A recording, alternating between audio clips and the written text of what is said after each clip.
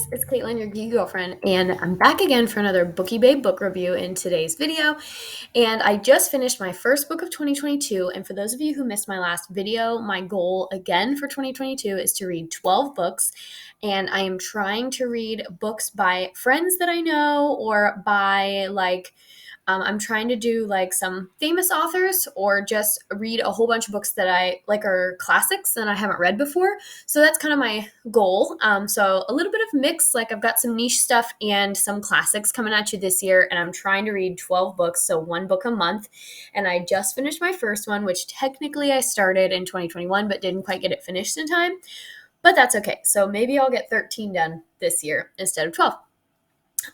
So in today's video, I'm going to be reviewing a children's classic by Roald Dahl, and I have read most of Roald Dahl's books in my childhood, so this was one that I just never read fully, and I finally did, and today I'm going to be reviewing James and the Giant Peach. So little look there. This is definitely a book that is appropriate for children. This is a children's literature book. It's very small, very quick, and easy to read. Kind of some funny and silly verbiage throughout. Like he uses the word like smithereens at one point. So it's definitely written for and with the audience in mind of children.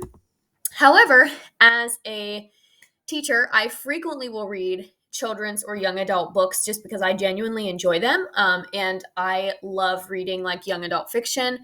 And so you've seen a lot of those reviews here in the channel. I think this is my third actual children's book that I've reviewed in the channel.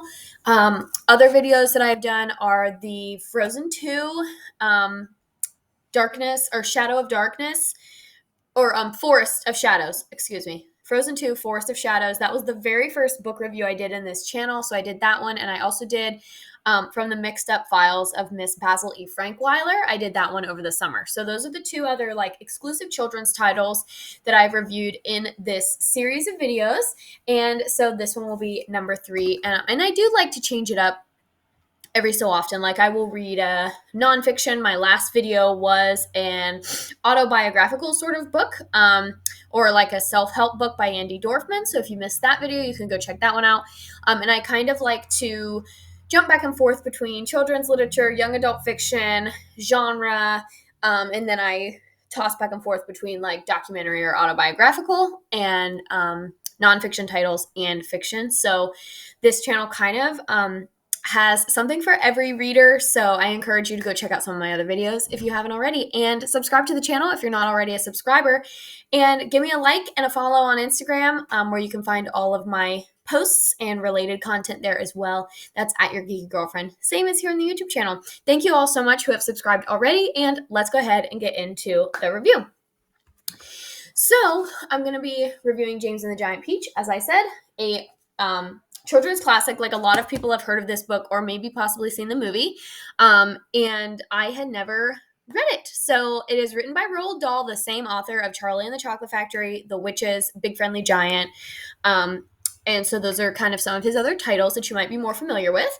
And it is illustrated by Quentin Blake, who illustrated all of Roald Dahl's books. So all of the illustrations in all of his books are similar, and so you can expect a similar style. Now, this book does feature illustrations throughout, as well as really short chapters, which makes it great for a young reader because you, if you are a teacher or you are a parent who is encouraging your child to read, maybe you can say, oh, let's read 3 chapters a night, and that would equate to about 6 or 7 pages, which is an appropriate amount. Or you could just challenge them to read 25 pages, and they would read probably 5 or 6 chapters, which for young readers is really, really exciting and a great way to increase motivation. And so, again, you can see the little sketchy drawings throughout. So the drawings are really cute. And like, I just love this picture of the earthworm on the back. I think it's really funny. So I'll just go ahead and give a basic synopsis of the plot as always. The book follows James, who is, his parents tragically die. That's not really a spoiler because it doesn't really affect the events of the book. And he goes to live with his aunts who treat him really poorly. And he meets this stranger who gives him this essentially magic bag of beans or seeds and says, like, if you use these seeds, your life will change forever. Well, unfortunately, he drops the seeds, which then creates this chain of events, and the story unfolds. And essentially, the seeds affect this peach tree, which grows this giant peach, and they also affect a smattering of insects and bugs who become like lifelike and begin to talk to him. They become life size. And James befriends all of the insects, and they just kind of all go on this journey together on the giant peach. The story starts in England because that's where Roald Dahl is from, and then they end up in a different location by the end of the book, which I won't share which. Now, first I'm going to talk about overall, I thought this book was really cute. Like I said, easy to read, easy to follow, would be great for kids.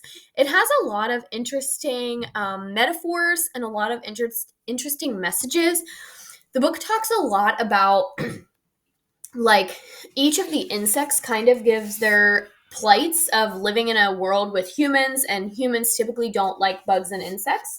So each of the bugs kind of shares their testimony about, the spider talks about how her dad was washed down the drain, and the centipede talks about how like he can't be killed, and the earthworm talks about how people cut him up and different things. So each of the insects kind of gives their own testimony of plights of the how humans treat them, and it kind of gives this message of bugs actually are helpful, and it sends a message of taking care of the insects and taking care of the bugs in our world and how to treat them with more respect, because they do a lot of good for us humans. Like earthworms create the soil, and ladybugs eat the small little gnats and like vermin that will affect your tomato plants and stuff like that. So ladybugs eat all those little small bugs. Same with spiders. They take care of a lot of the flies and the gnats and things.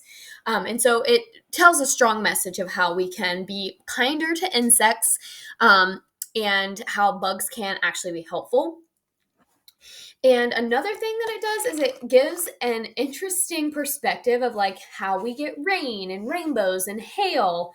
And they kind of talk about that through the book as they explore, and they're like soaring through the sky at one point. They see these cloud men who make hailstones. So depending on where you are on the like religious or Christianity belief system, you might feel some type of way about that part. But I think even though I grew up Catholic and was raised Catholic, I still at one point thought that God would hail like rocks for hail. So it's just kind of a fun, silly interpretation of how we get rain and rainbows and hail. And for kids, especially if you're, it would be a great conversation starter, regardless of where you are on the religious spectrum.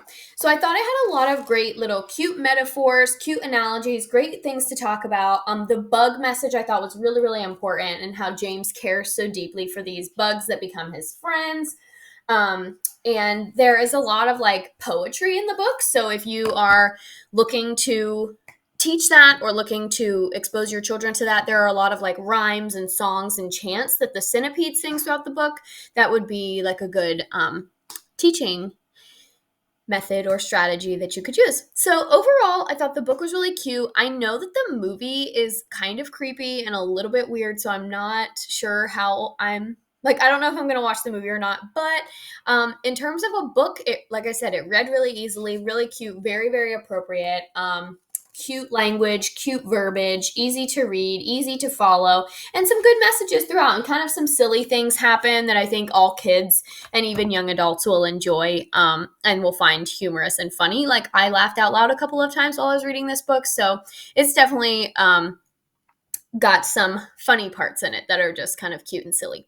So overall, I would give James and the Giant Peach like a 6 out of 10 or a 7 out of 10. It's better than average, better than some of Roald Dahl's other books. Charlie and the Chocolate Factory still is the best one in my opinion, but it's better than like The Witches, because I did not like that one. Another one of his classics is Matilda, so if you haven't read that one, that's another one. And I liked James and the Giant Peach, I think, better than Matilda. So it kind of falls in the middle. Not as good, like I said, as Charlie and the Chocolate Factory. A little bit better than Matilda and the Witches. So it just kind of depends. This one probably would be, I think younger kids would like this one better than some of the other ones. It's short, easy to read, like I said. So this one would probably be a bigger hit with some of your younger readers.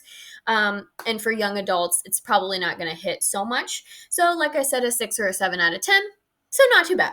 worth a read because it's quick and easy, but I'm not sure if I'm going to like immediately run out and watch the movie or anything, or like it would not be my first recommendation to my children. Like I would say, oh, if you want, here you go. This is a kind of a fun one, but I'm not going to be like, oh, this is a must read.